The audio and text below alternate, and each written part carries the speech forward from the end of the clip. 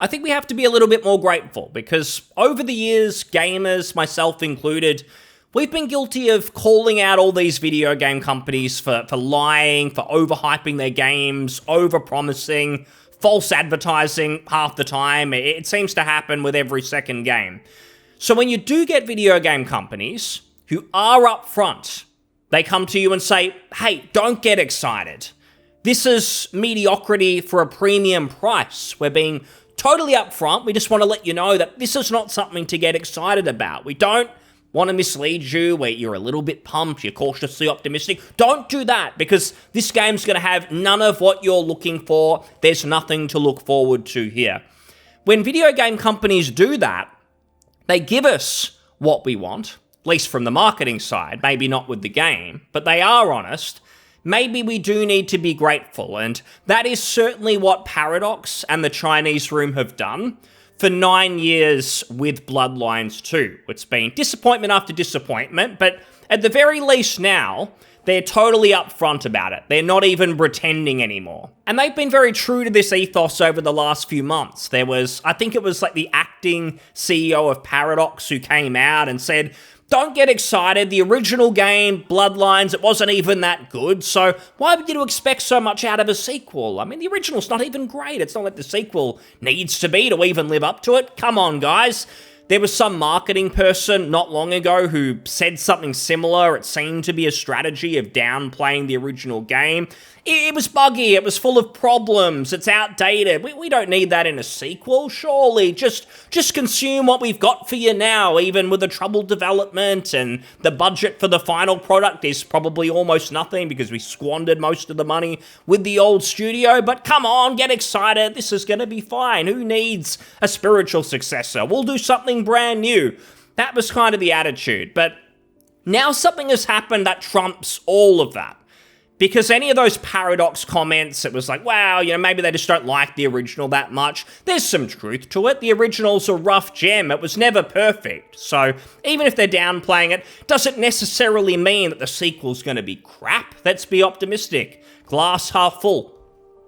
Well, the director himself, the director of the game at the Chinese Room, has now basically admitted that they were forced into this. They just wanted to make a Vampire the Masquerade game, but someone tapped them on the shoulder and said, look, you can make this, but it's got to be Bloodlines 2. We want to call it Bloodlines 2. That's what you need to do. And this is a direct quote. It's from an interview. So you've got Game Informer here, who I believe are the only people who seem to have done any coverage of the game in recent times. It essentially reads like a paid advert, basically. It's almost damage control. It's not even just marketing. It's like, we know no one's excited for this game, so come on, Game Informer, write us an article that just answers some of these questions, because potential fans, the people who we were hoping would buy this for the Bloodlines name alone, they're a bit concerned. They have some questions about how this just doesn't look like a Bloodlines game. It almost looks like we're scamming people, we're ripping them off, we're just throwing the Bloodlines name on there for the sake of it.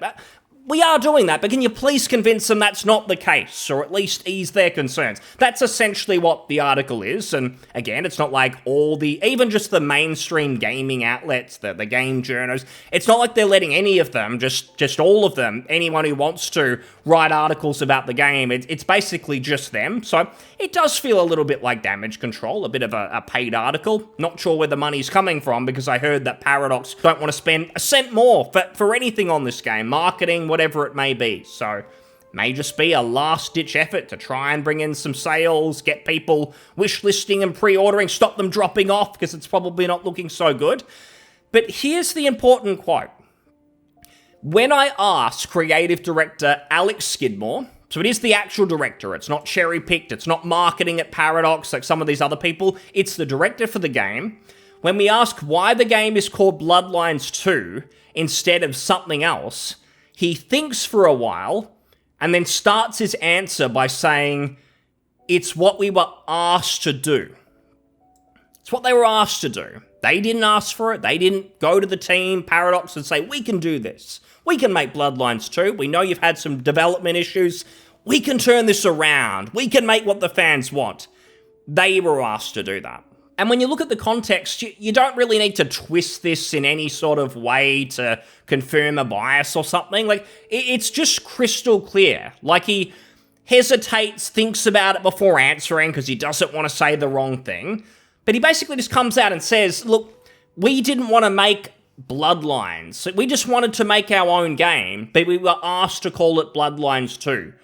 And that's basically what everyone's been saying for the longest time. Whenever the Chinese room version of Bloodlines 2 was shown off, it was just extremely clear. Common sense perspective, you have a look without any prior knowledge of what's happened with the development and so on. You just kind of knew, this isn't Bloodlines. They're clearly trying to do their own thing. Something else. And it's not like their twist on Bloodlines. They want to live up to the original, and so they change some things to suit their style. Not really. It just seems like they just wanted to make an entirely different game with their strengths as a studio, which is probably more walking simulator story elements. All the things I've said before, combat focus this time. Maybe they wanted to try something new. The team, the studio doesn't normally do combat, but they're doing that this time. It's going to be more of that linear story. They even mentioned that in this article. It's all about linear storytelling. They just didn't want to make a Bloodlines game. It's really that simple. I think it's going to save people time when there's a bit of a post-mortem. What went wrong? What happened with Bloodlines? There was all that excitement back in 2017. What could happen? Brian Mitsoda is on board. Now we're here in 2025 with this. When it releases and people are scratching their head wondering what happened, it's really, really simple. The development story is Hardsuit Labs at least were trying to make something that resembled the original. Apparently it wasn't going well. Some people see screenshots and think, gee, it actually doesn't look that bad, especially when you compare it with the Chinese room version. What happened? It gets cancelled because they just weren't able to do it. They weren't able to make that CRPG-style game that the original was. Development moves to the Chinese room, and the big rumor has always been that the owners of the Chinese room promised Paradox that they could develop it on the cheap, so all that money that had been squandered with Hardsuit Labs, Paradox didn't want to spend a whole bunch more. They liked the sound of that. They weren't thinking about, let's invest in this properly, let's get it right. Oh, the Chinese room are going to do this cheaply? That sounds good. We don't really care about the IP anyway, and Paradox have admitted as much in recent times that they probably won't do all that much more after this, at least not with Bloodlines specifically. So it moves to the Chinese room, but the condition of doing this on the cheap is they've got no plans to really make a Bloodlines game. They don't care about that. They don't want to make anything resembling a CRPG. They're just going to do their own thing. That's how they do this on the cheap, but you can just stick the Bloodlines sticker on there because you know the name is what's actually going to sell this, because no one would really care otherwise. If there was no Bloodlines around this, no one would give a shit. The reason we know that is there's a lot of video game fans who love the original Bloodlines, but they just don't really know or care that much about Vampire the Masquerade in general. It's probably why most of the other Paradox games in this universe don't sell that well. The Swan Songs, and didn't they do some Battle Royale or something? Those games get barely any attention, no one cares. It's actually Bloodlines. That's the big thing, because for people who are fans of RPGs, video games, they love the unique setting of Bloodlines. It's not just your sword and sorcery affair, it's set in more of a modern day setting, and then the whole vampire side is where you sort of sprinkle the fantasy in, and it gets really interesting. There's not a lot of RPGs, video games out there that kind of fit that mold, and that caused it to blow up. It was a fantastic game, but now we're here. They're just trying to capitalize on the name. Everyone knows that, everyone's known that for years, but this kind of just confirms it. It's an extremely telling answer. It's like no one really cares anymore. Like, that's what I mean about being grateful. All these other companies, the Ubisofts, they were even trying to defend Star Wars Outlaws. And it didn't fail because of the game quality. It was all these other things. They will lie till the end of time if they need to. But Chinese Room and Paradox just don't care. That's how much there is. I don't give a fuck anymore. We know this game's going to be a bomb. No one's going to buy it. We're probably going to lose money. We just want to rid our hands of this. And, I mean, if we can claw back a little bit of money by putting out this puff piece article and just not showing the game so that people don't cancel their pre-orders and get this game off their wish list because it's been on there for nearly 10 years from when there was that initial hype, we'll do what we can, but we don't even care. The creative director, he's not even going to pretend anymore. Like, we were told to do this. We wanted to do our own thing, but someone tapped us on the shoulder and said, nah, you've got to call it Bloodlines 2. They were asked to do it. That's the story of the game. They're telling you, it's not a rumor anymore. That's basically it. And again, with this basically feeling like just paid marketing, this entire article, there's a bunch of other excuses in there. They try and justify all this, and they pull this crap. I've seen this a lot where it's like, ultimately you could ask 100 fans of a game what its defining characteristics are, and no two lists would be identical. When I asked narrative director Ian Thomas what stood out about the original Bloodlines, he says, I think that's difficult to say from person to person because everybody has a personal experience. For me, what it was so good at was atmosphere, just completely drenched everything in atmosphere. It's basically just trying to excuse the fact that this has nothing in common with the original. It's not even trying to do it. They admit as such that they didn't even want to, and I honestly can't even blame the Chinese room for that necessarily. This is kind of on Paradox because they were clearly never going to try and make an original Bloodlines. Their pitch probably wasn't either, but Paradox just went, yep, it's going to be cheap, we don't want to spend any more money, just do it, we'll scam the fans, we'll scam the people who were believing in this game, they were getting excited, especially from all the Hardsuit Lab stuff, and I'm sure there's many people, casual fans, who don't even know there was a change of developer. They saw some old marketing from years ago and probably think they're still getting that. And just coming back to this point about how if you ask 100 fans about a game, you ask them what they loved about it, they're going to tell you completely different things. They're going to have a totally different list. It's impossible to drill that down. They can use this tactic where they act like, oh, it's impossible to please everyone. I mean, everyone's going to say something different.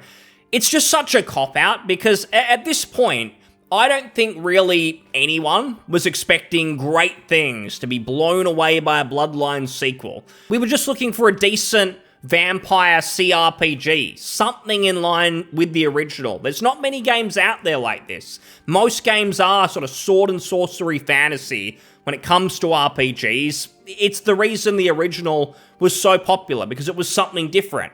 Just something that resembled the original, where maybe you had those hubs to explore, sure, the atmosphere, but also decent, at least acceptable writing, content, quests that were intriguing, where your choices matter to a degree. Maybe you have skills and you can play your own way. Maybe not every single clan changes the game completely. I mean, I can compromise. I can accept it's not going to be as robust as maybe other RPGs. But it was just really that. Just try to make something like the original. Have a go. They didn't even bother doing that. So then this idea that you can't make everyone happy. It's like, if you just tried to make something like the original, the idea that would just disappoint everyone is bullshit. This is the one thing they haven't been honest about, actually. So maybe I've got to take all that back. Maybe they're just not honest operators. Again, I blame Paradox more than anyone else because the Chinese room never should have been making this. They can't make a game like this. It was purely, they're going to make it on the cheap. It's not going to be a Bloodlines game. And they just know now they're not fooling anyone. They're just trying to claw back as much money as they've lost as possible, and they don't really have anyone anymore. They don't even have Reddit. Even for Dragon Age Veilguard, there were defenders on there, and you get banned if you said anything negative. You're a glass half empty before it came out. After it came out, you're allowed to criticize. Even now, the Bloodlines Reddit doesn't care. No one's excited. Most of the posts are just screenshots of the original. There's zero hype for this. There's no fans really anywhere. The original communities, all they've got is Game Informer shilling for them with this article, which isn't even trying to get anyone excited about the game. It's just trying to downplay concerns that this will have nothing to do with the original, but they admit that it won't, that they were just asked to call it Bloodlines 2 because they had no choice. That's the hype machine. Get excited, pre-order, spend your money, come on, consume, don't question, and yeah, that's really it. Thanks for listening. I'll see you on the next one. Cheers. Bye.